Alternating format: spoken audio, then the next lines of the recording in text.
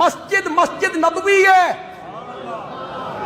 مسجد مسجد نبوی ہے، منبر میرے نبی کا ہے، خطیب امام الانبیاء ہے، اور آپ کے خطبے کا عنوان عظمت صدیق اکبر ہے۔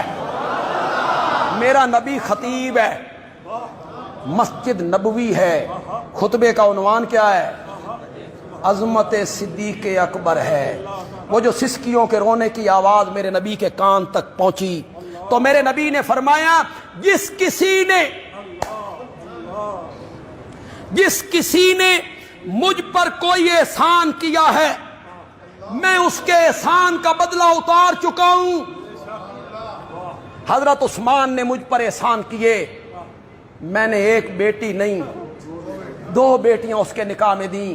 حیدر کرار کے احسان ہے، میں نے جگر کا ٹکڑا کاٹ کے اس کے حوالے کیا۔ جس کسی نے مجھ پہ کوئی احسان کیا میں اس کے احسانوں کا بدلہ اتار چکا ہوں، لیکن میں نے بڑا زور لگایا ابو بکر کے احسانوں کا بدلہ اتاروں، مجھ سے نہیں اتارا گیا، قیامت کے دن رب خود اتارے گا۔ واقعی ابو بکر کے بڑے احسان ہیں میرے نبی پر۔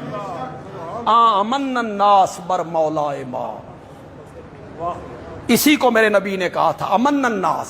علامہ اقبال نے بالکل حدیث کا لفظ لیا ہے، علامہ اقبال نے حدیث کے لفظ کو لیا اور یہ شعر کہے ہیں۔ حدیث میں یہ لفظ ہیں امن الناس، امن سب سے بڑھ کر احسان کرنے والا، الناس لوگوں میں سے سب سے زیادہ احسان کرنے والا، اسی کو علامہ اقبال صاحب نے لیا آمن الناس بر مولائے ما، بر مولائے ما کلیم اول سینائے ما، ہمت او کشت ملت راچو آبر۔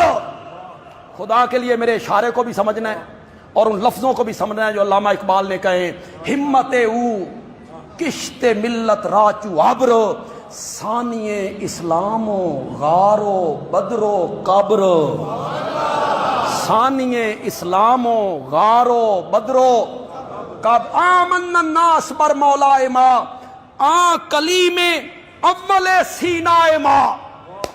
واہ علامہ اقبال، اتنا اونچا اڑ گیا، اتنا اونچا اڑا ہے تو، کلیم اول سینائے ما، سینا کوہ طور جہاں موسیٰ سے رب ہم کلام ہوا، پہلی مرتبہ موسیٰ سے رب نے ہم کلامی کی، کلیم اول سینائے ما، جو ہمارا سینہ ہے، طور ہے، ہمارے نبی کا کلام ہے، اس کا پہلا سننے والا ابو بکر ہے۔ کلیم اول سینائے ما۔ دوسرے شعر میں تو علامہ اقبال نے حد کر دی ہے، اس کا ایک بیک گراؤنڈ ہے۔ نبی پاک کے انتقال کے بعد جھوٹے مدعیان نبوت کھڑے ہو گئے، ابو بکر نے سر کچل کے رکھ دیا۔ زکوٰۃ کے انکاری کھڑے ہو گئے، ابو بکر نے سر کچل کے رکھ دیا۔ رومیوں کی طرف لشکر جانا تھا، سارے صحابہ کہتے تھے نہ بھیجو، ابو بکر ڈٹ گئے، جس لشکر کو میرے نبی نے بھیجا تھا میں اسے نہیں روکوں گا۔ رومیوں کے خلاف لشکر کشی، جرت ملی، مخالفین دب گئے۔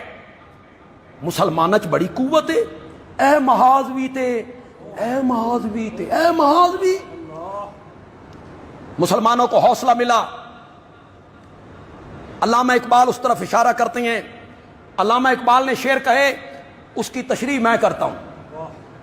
ان شعروں کی یہ تشریح کسی نے بھی نہیں کی ہوگی، کسی نے نہیں کی ہوگی۔ علامہ اقبال کہتا ہے ہمت او کشت ملت راچو آبر، کشت کہتے ہیں کھیتی کو، آبر بادل کو، آبر بادل کو، ہمت طاقت، قوت، دبدبا، یہ ذہن میں رکھیں۔ اب سنیں شعر کا مطلب۔ کھیتی جب خشک ہونے لگتی ہے، کھیت جب خشک ہونے لگتا ہے، پھر بادل آتا ہے،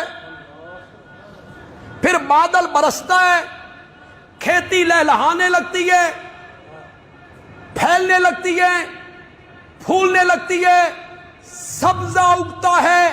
علامہ اقبال کہتا ہے نبی پاک کے انتقال کے بعد امت کا کھیت خشک ہونے لگا تھا، ابو بکر بادل بن کے برس پڑا تھا۔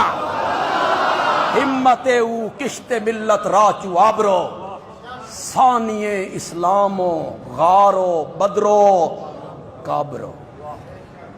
میرے نبی نے کہا جس کسی نے مجھ پر کوئی احسان کیا میں نے اس کے احسانوں کا بدلہ اتار دیا۔ ابو بکر کے احسانوں کا بدلہ مجھ سے نہیں اتارا گیا، رب کے قیامت کے دن خود اتارے۔ مسجد نبوی ہے نا، اس کی جو دیواریں ہیں، اس کے ساتھ صحابہ کے مکان ہیں، مین دروازے گلیوں میں کھلتے، مسجد میں آنے کے لیے انہوں نے کھڑکیاں رکھی، مکانوں کی کھڑکیاں مسجد میں کھلتی۔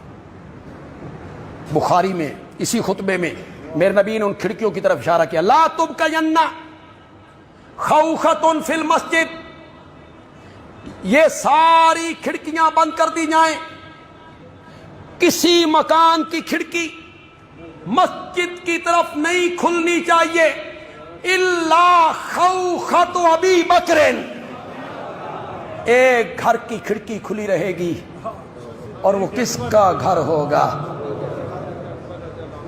اس تقریر سے تو پتہ چلتا ہے کہ میرے نبی جو تحریر لکھوانا چاہتے تھے اس میں خلافت کس کی لکھوانا چاہتے تھے؟